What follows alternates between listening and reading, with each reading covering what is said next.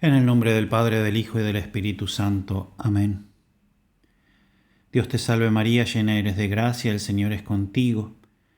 Bendita tú eres entre todas las mujeres y bendito es el fruto de tu vientre, Jesús. Santa María, Madre de Dios, ruega por nosotros pecadores, ahora y en la hora de nuestra muerte. Amén.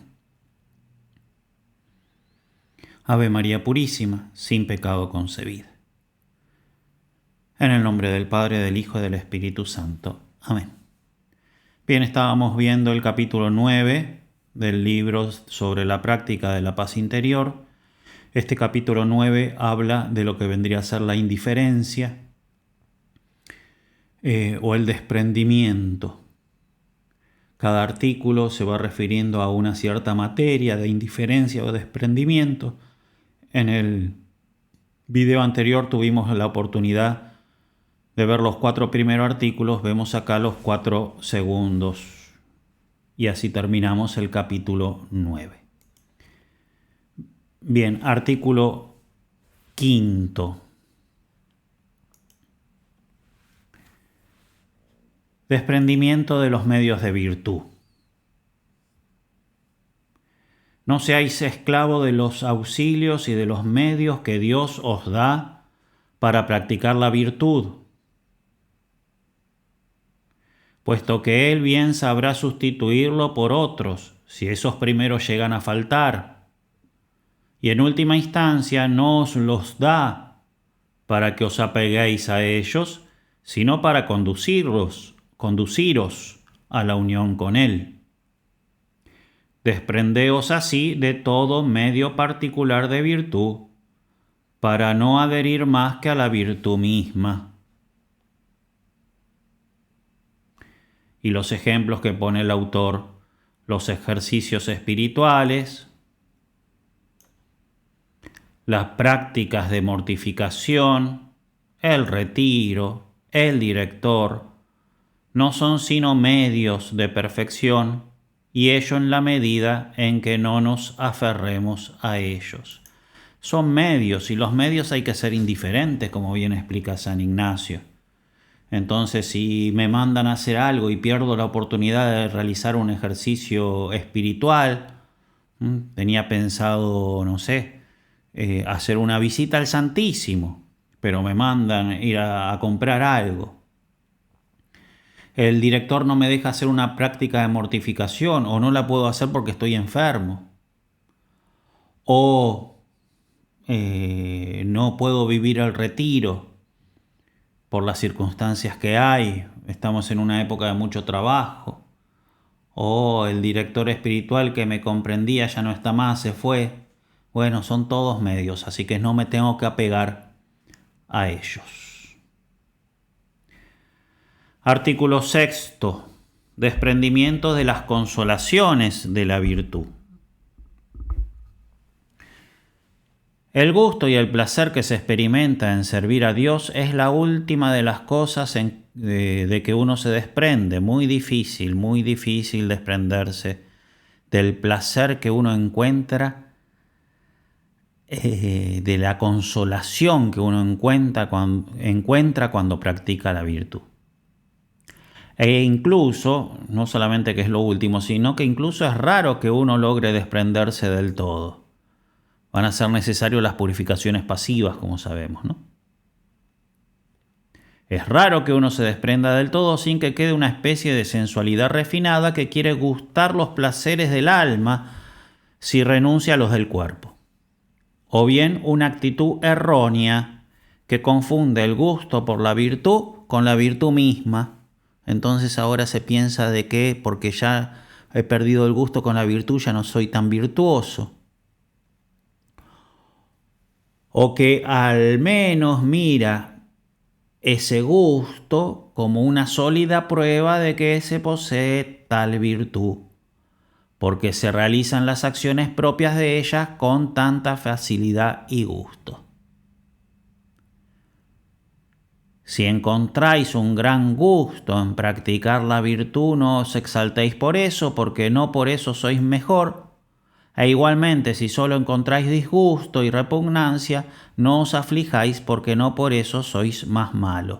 Bien, todo este texto, ¿no?, que es interesante, o sea, si encuentro gusto en la oración no quiere decir que esté rezando mejor y no quiere decir que sea más devoto que otro que no encuentra gusto en la oración. Y si no encontrás gusto en la oración no quiere decir que no seáis o que seáis menos devotos. Eso es lo que dice el autor y nosotros le podemos presentar una objeción, ¿no? Que Aristóteles dice que el virtuoso hace el acto de virtud con alegría, de modo tal de que se siente el gusto, de modo tal de que el que da la limosna con alegría es más virtuoso que el que la da con tristeza, dice Aristóteles. Y tiene razón. Y entonces eso no es contrario a lo que estamos sosteniendo nosotros acá. Bien, una respuesta que nosotros podemos intentar es esta. Pero al mismo tiempo sabemos, ¿no?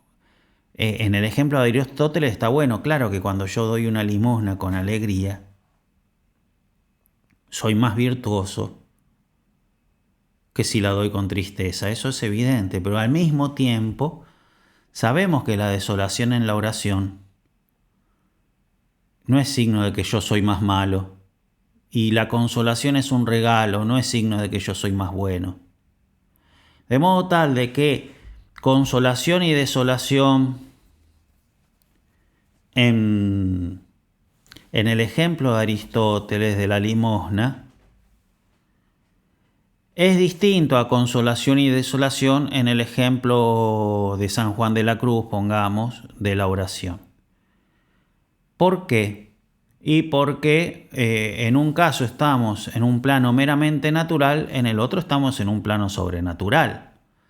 Por eso, bueno, la objeción que podemos presentar es esa, ¿no? Que Aristóteles dice que el virtuoso hace el acto de virtud con alegría, de modo tal que el que siente el gusto es más virtuoso. Con esto de Aristóteles no tendríamos que decir que el que siente consolaciones en la oración es más bueno y está más cerca de Dios que el que está desolado.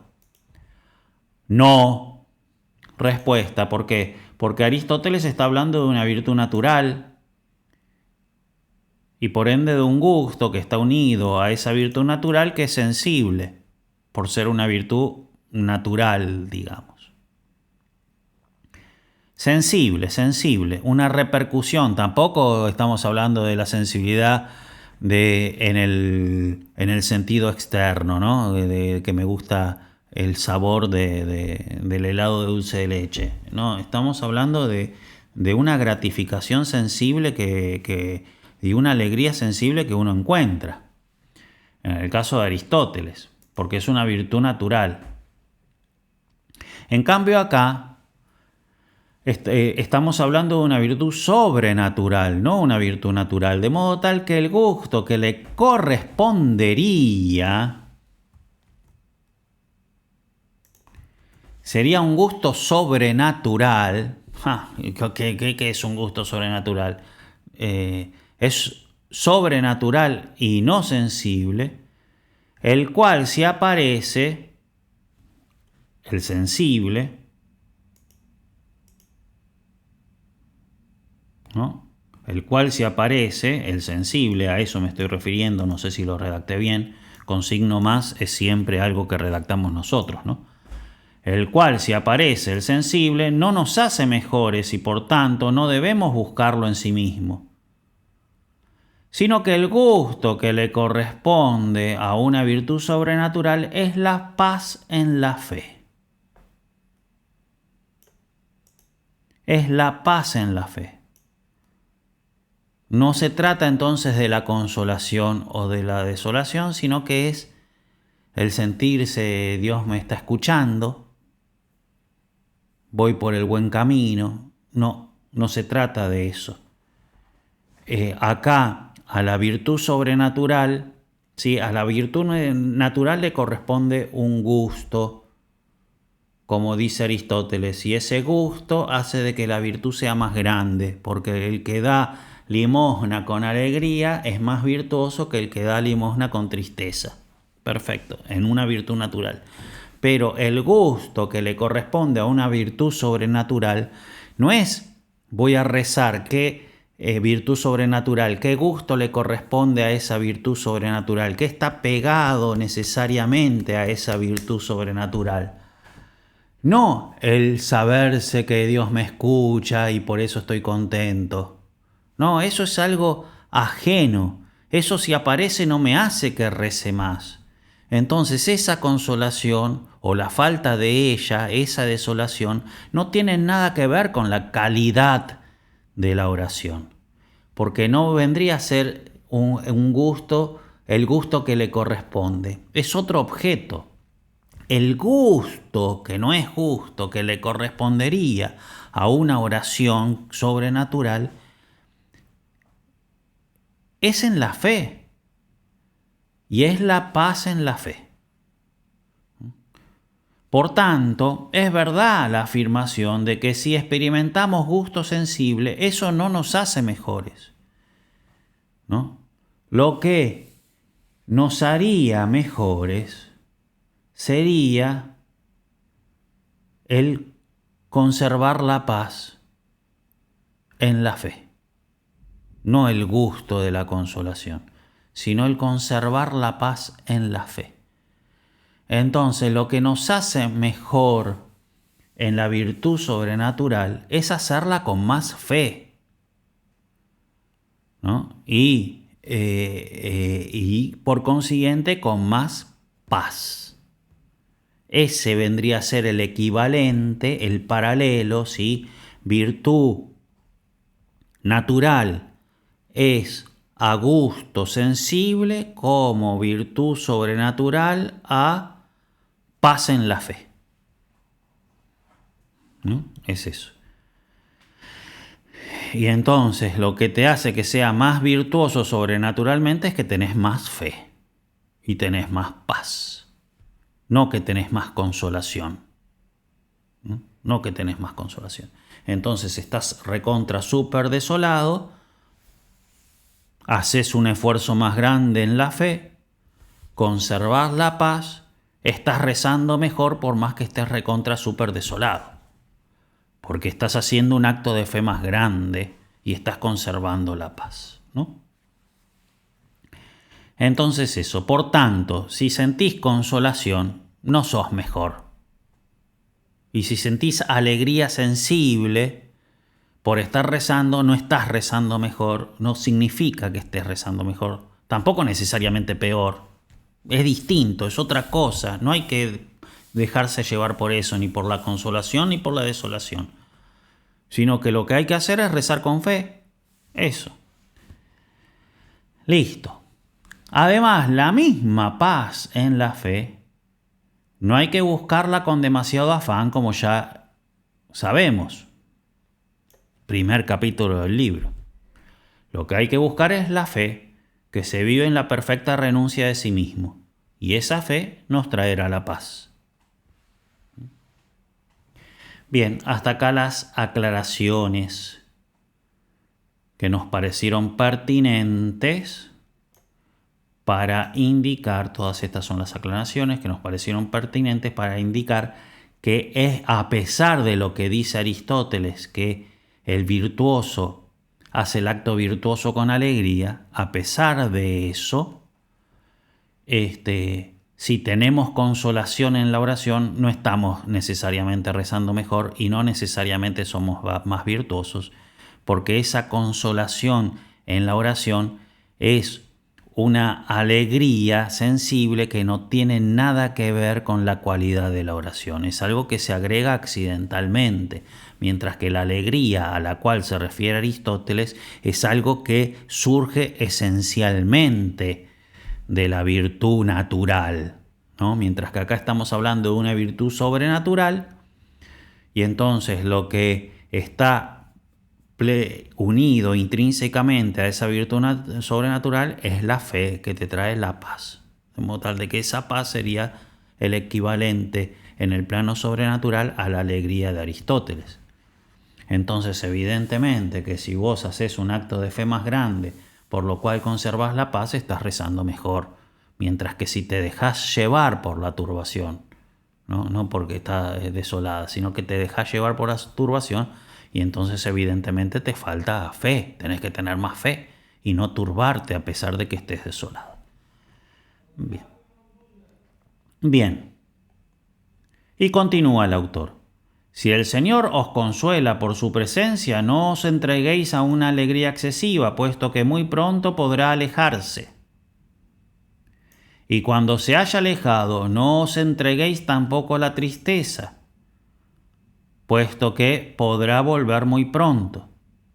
Y jamás fundéis vuestra paz en gustos sujetos a tantas alternativas, sino fundadla en la cruz que jamás podrá faltaros. Si cuando Dios os retira sus consuelos, muy lejos de murmurar por ello y de gemir, adoráis su conducta y os ofrecéis para sufrir siempre más, heos ahí en el ancho y recto camino de la paz. Entonces, eso, ¿sí? Los consuelos de la presencia de Dios no están unidos intrínsecamente a la virtud de la oración. Son regalos accidentales, ¿no? Mientras que la alegría en el acto natural, ¿sí? No sobrenatural, en el acto natural, por ejemplo, doy limosna con alegría, no es que me ponga a llorar porque tengo 1.000 euros menos, lo doy con alegría. Ese sí está unido, pero acá estamos hablando de un consuelo que te da Dios que no está necesariamente unido al acto de virtud, es accidental al acto de virtud. Por tanto, si vos querés rezar con más virtud, lo que tenés que hacer es que cuando Dios te quita el consuelo, aceptarlo con la fe, y ahí tu oración va a ser más virtuosa. Y si por fin llegáis hasta el olvido total y perfecto de vos mismo por esa fe, sabed que gozaréis entonces de lo más profunda paz, que no se puede gustar en este miserable destierro. Bien, entonces el artículo 5, indiferencia en los medios. El artículo 6, indiferencia en los gozos. El artículo 7, desprendimiento aún de la virtud misma. En un cierto sentido, aclara el autor. No es bastante estar desprendido de los medios particulares y de las consolaciones sensibles que a veces se gustan en la práctica de la virtud, si no os desprendéis aún de la virtud misma, en un cierto sentido. ¿En qué sentido hay que desprenderse de la virtud y en qué sentido no? ¿En qué sentido hay que ser indiferente a la virtud y en qué sentido no? ¿No? Si no os desprendéis de las virtudes mismas, no ya por indiferencia ni por un despojamiento real, sino a través de la desapropiación y de una continua dependencia de la voluntad de Dios. Entonces, en cuanto a que vos decís, yo soy virtuoso, es ese aspecto de decir yo, de eso hay que desprenderse. Porque hay que abandonarse totalmente. Entonces, no hay que ser indiferente a la virtud, pero a la virtud en cuanto mía. Y sobre todo en cuanto mérito mío, de eso hay que desprenderse. Tenemos que tener vergüenza de ser virtuosos, porque tenemos que darnos cuenta de que esa virtud es solamente un don recontra súper gratuito de Dios. Y me tendría que dar vergüenza que me lo dio a mí y no a otros. Eso. Y entonces así, desprendido realmente incluso de la virtud en cuanto hace que yo me ensalce, ¿no? Reconoced, pero sinceramente, que lo que tengáis de virtud lo debéis a la misericordia de Dios, y no solo ni principalmente a vuestra preocupación y a vuestros esfuerzos. Aunque mucho os hayáis esforzado por adquirirla, y jamás debéis aflojar en ese esfuerzo. El esfuerzo tiene que seguir, evidentemente. Y probablemente nos hayamos esforzado mucho en adquirir la virtud, pero igual tenemos que saber que es absolutamente recontra súper desproporcionado y que en realidad es pura gracia. No os atribuyáis tampoco más de lo que tenéis. O sea, no solamente decir que esa virtud es gracia, sino tampoco creerse más virtuoso de lo que sois. No seáis tampoco tan celoso en la conservación de la que hayáis adquirido con el auxilio de Dios, que lleguéis a rehusar exponerla si su servicio así lo requiere. Por ejemplo, si para servir a Dios tengo que dejar un medio, ¿no? Recuérdense el artículo 5, ¿no? El primero de este video. Ser indiferente a los medios. Entonces, bueno, ahora tengo que dejar este medio. Bueno, estar dispuesto a dejar los medios. O sea, así Dios me lo pide, ¿no? Aunque la esposa se haya lavado los pies, no debe temer posarlos en tierra para ir allí donde el esposo la llama. Bien, y artículo 8 y último. No creer haber llegado a ese desprendimiento perfecto, sino trabajar de continuo para desprenderse siempre más. Bien, a menudo pensamos haberlo hecho todo cuando apenas hemos comenzado. O hemos tenido la idea y formado el propósito de comenzar y ni siquiera hemos comenzado, tenemos el propósito. ¿Sí? Esto pasa muchas veces, ¿no? Salimos de los ejercicios ignacianos pensando que ya somos santos, ¿no? Apenas hicimos el propósito, todavía no hicimos nada.